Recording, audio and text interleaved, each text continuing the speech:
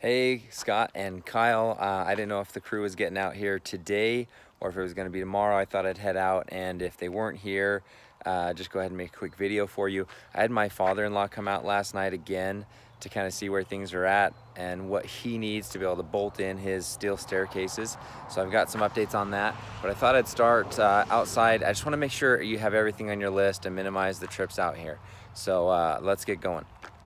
So the 2-car garage opening is just shy of 9 feet, and the headspace we have between this and that is 15 inches, and the curvature of the garage railing, she said, takes up from where it goes, actually climbs 18 inches. So the garage door actually won't fit as is. And so she said to bring this down to 8 feet, which is, a standard size versus just dropping at 6, and then it's a funky size. So the 2-car garage needs to be, unfortunately, 8 feet high, since we can't move that beam whatsoever. Now on the master bath, one thing that Tim told me, and the electrician mainly, is that this ceiling needs to be dropped down even with the fan so the drywall can tack up against that.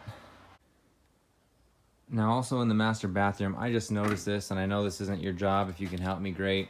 If not, I can do it myself, but I just figured you'll be here. So on his side, this is 5 3/4 to this power outlet. And over here, the electrician put it at 9.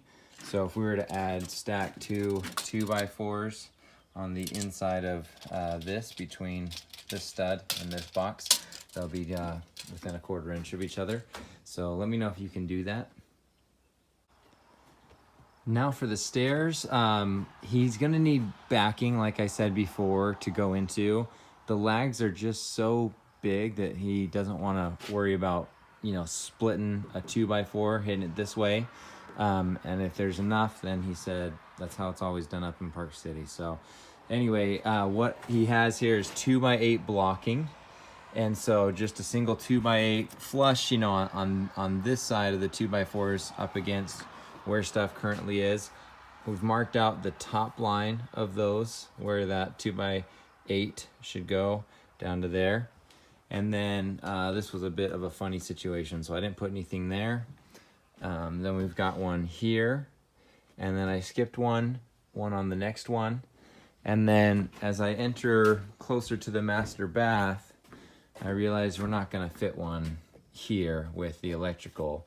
That would be like the next place. So I know it'll be a little, this side obviously easy to nail into, a little bit tricky with the double stud, and you've got one over there. So this can't be done. I don't think it's the end of the world, but ideally we'd get one there as well.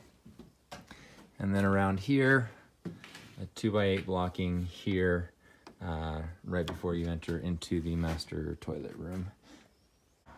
Before we get all the way downstairs, he based all of his measurements off of this piece of plywood being here, and furring, taking that plywood even all the way over to that wall.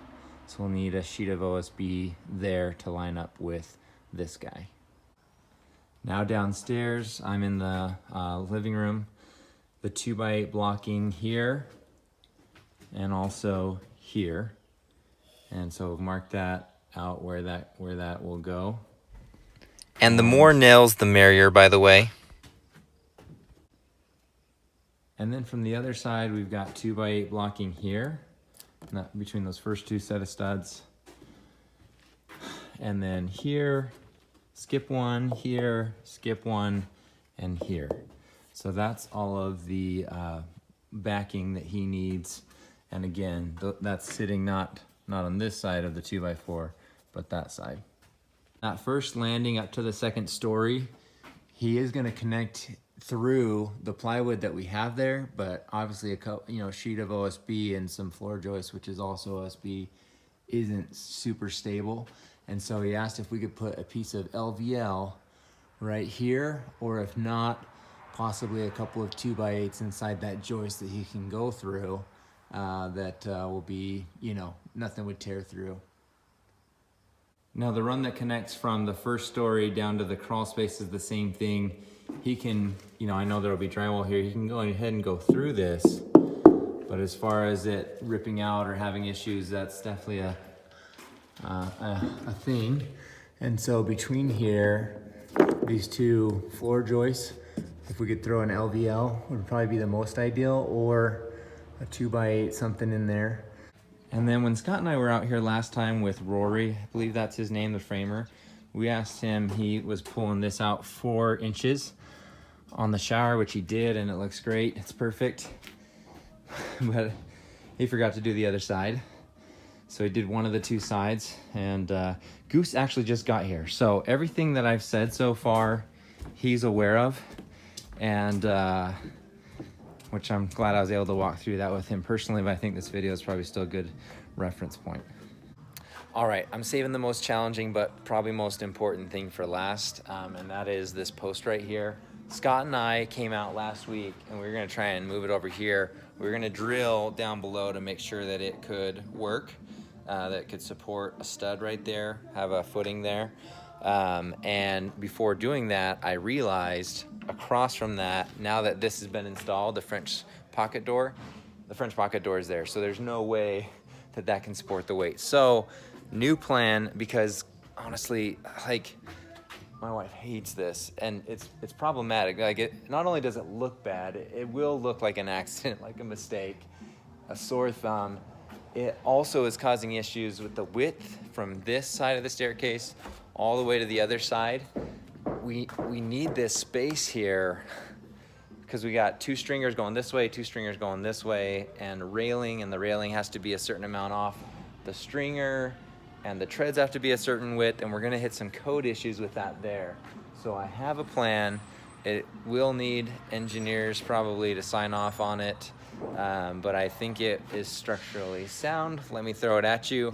Probably should have gotten engineers in on this sooner, and I apologize, but here it is. So Goose thought this might work, but obviously I know engineers need to be part of the decision and signing off on it. So, cause he's like, yeah, that looks stupid.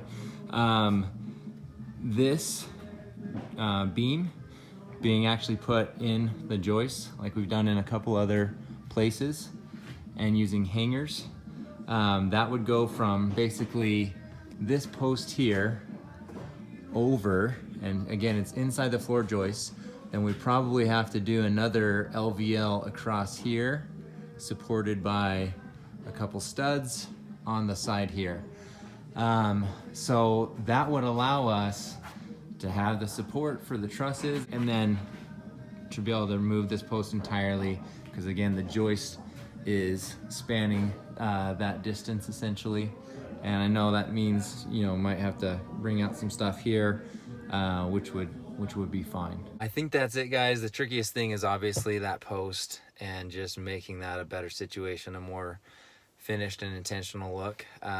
So let me know. Let's try and get the engineer's take on that and see what can be creatively done to fix that. Thanks so much for all your help. Appreciate it. Goose is a rock star, by the way. Love the guy.